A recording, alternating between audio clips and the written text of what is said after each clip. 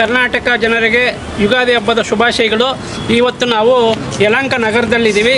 ಯಲಹಂಕ ನಗರದ ಹಳೆ ಊರಲ್ಲಿ 49 ವರ್ಷಗಳ ಹಿಂದೆ ಚೌಡೇಶ್ವರಿ ಅಮ್ಮನವರ ದೇವಸ್ಥಾನವನ್ನು ಕಟ್ಟಿದ್ದಾರೆ. ಇಲ್ಲಿ ಎಲ್ಲರೂ ಕೂಡ ನೇಕಾರರು ಬೇರೆ ರಾಜ್ಯಗಳಿಂದ ವಲಸೆ ಬಂದಿರತಕ್ಕಂಥ ನೇಕಾರರು ಇಲ್ಲಿ ಸೇರಿ ಒಂದು ಚೌಡೇಶ್ವರಿ ಅಮ್ಮನವರ ದೊಡ್ಡದ ದೇವಸ್ಥಾನ ಕಟ್ಟಿದ್ದಾರೆ. ನಾವು ದೇವಸ್ಥಾನದ ಮುಂದ್ಗಡೆ ಇದ್ದೀವಿ.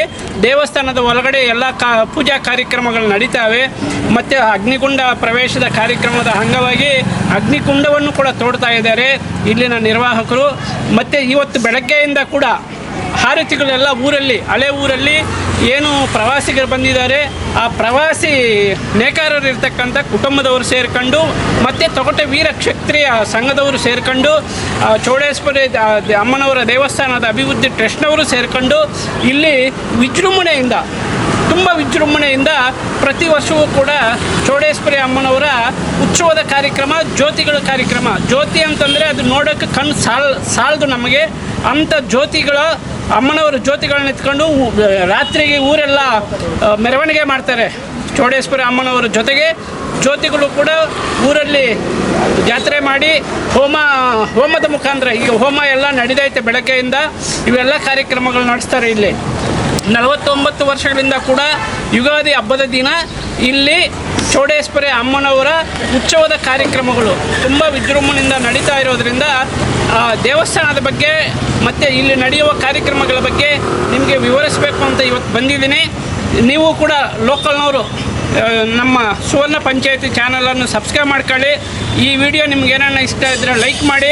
ನೋಡಿರಿ, ಹಾರತಿಗಳನ್ನು ತಗೊಂಡೋಗ್ತಾ ಇರ್ತಕ್ಕಂಥ ಹಾರತಿ ಇದು ವಾಯಿದ್ಯಗಳ ಮಧ್ಯೆ ನೃತ್ಯ ಮಾಡ್ತಾರೆ. ಮತ್ತು ಇವೆಲ್ಲ ಕಾರ್ಯಕ್ರಮಗಳ ಬಗ್ಗೆ ನಾನು ಇದು ಸಣ್ಣ ವಿಡಿಯೋ ಮಾಡಿದ್ದೀನಿ. ಇನ್ನೊಂದು ವಿಶೇಷವಾದ ವಿಡಿಯೋವನ್ನು ಕೂಡ 2-3 ದಿನ ಬಿಟ್ಟ ಮೇಲೆ ನಾನು ಅಪ್ಲೋಡ್ ಮಾಡಬೇಕು ಅಂದ್ಕೊಂಡಿದ್ದೀನಿ. ಈ ವಿಡಿಯೋ ನಿಮ್ಗೆ ಇಷ್ಟ ಆದರೆ ಲೈಕ್ ಮಾಡಿ, ಶೇರ್ ಮಾಡಿ, ಸಬ್ಸ್ಕ್ರೈಬ್ ಮಾಡ್ಕೋಬೇಕು ಅಂತ ಮನವಿ ಮಾಡ್ತಾಯಿದ್ದೀನಿ.